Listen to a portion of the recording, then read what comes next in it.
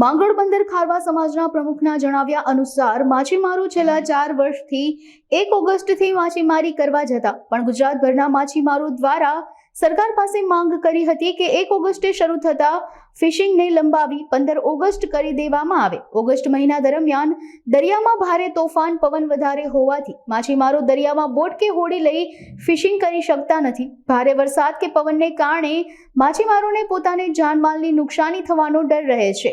જ્યારે દરિયો તોફાની હોય ત્યારે બોટ લઈ જવું ભારે મુશ્કેલ બને છે। ત્યારે સરકાર દ્વારા 15 ઓગસ્ટથી માછીમારોની સિઝન શરૂ કરવાના નિર્ણયને વધાવવામાં આવ્યો હતો। મારું નામ ધનસુખભાઈ ભાદરેજા, હું સ્થાનિક માછીમાર છું અહીંયાનો માંગરોળ બંદરનો।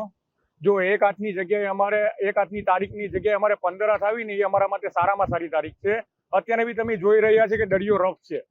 અત્યારે કોઈ બોટ ફિશિંગમાં નીકળી નહીં શકે। જો નીકળે તો બી અમારે કરોડોનું નુકસાન થાય। એમાં જાનહાની બી થાય, માણસો મરે એવી બી જાનહાની બી થાય। ને અમે આજે 15 તારીખ આવી એના માટે સરકાર માટે અમે એવું કહીએ છીએ કે ભાઈ અમે સરકાર પ્રત્યે ખુશ છે 15 તારીખ આવી એના માટે।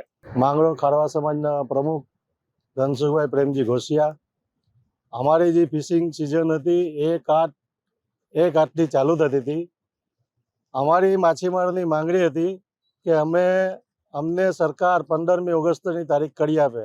એનું કારણ છે કે 1 આઠથી ફિશિંગમાં અમે જતા, દરિયો બહુ રફ રહેતો, અમારે માછીમારને નુકસાની બહુ થતી। એના હિસાબે સરકાર પાસે અમારી માંગણી હતી।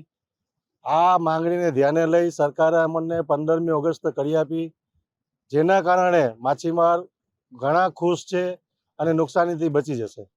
મારું નામ દામોદર ચામુડિયા છે। મહાવીર માછીમાર સહકારી મંડળના પ્રમુખની જવાબદારી છે। સરકારને આખા ગુજરાતમાંથી માછીમારો રજૂઆત કરી હતી કે આવતી સિઝન 15મી ઓગસ્ટથી શરૂ થાય તો સારું, કારણ કે પાછલા ઘણા બધી વર્ષોના અનુભવોના આધારે અમે માંગણી કરી હતી કે ભાઈ અમારી સિઝન આવતા વર્ષથી 15 ઓગસ્ટથી ચાલુ થાય। અને ત્યારથી જ ભૂતકાળમાં વર્ષો સુધી 15 ઓગસ્ટ પછી જ અમે ફિશિંગમાં જતા હતા। આ છેલ્લા 4 વર્ષથી આ પ્રમાણેનો નિયમ છે તો એને બદલાવીને સરકારે અમારી ઉપર ખૂબ જ કૃપા કરી છે। માછીમારો આખા ગુજરાતમાં બહુ જ ખુશ છે। અને આપ જોઈ શકો છો હાલની પરિસ્થિતિમાં દરિયાનું વાતાવરણ કેટલું ખરાબ છે। હવામાન ખાતાની પણ નોટિફિકેશન છે કે કોઈ પણ માછીમારોએ ફિશિંગમાં ના જવું, પોતાની જાનમાલનું નુકસાનનું ધ્યાન રાખવું।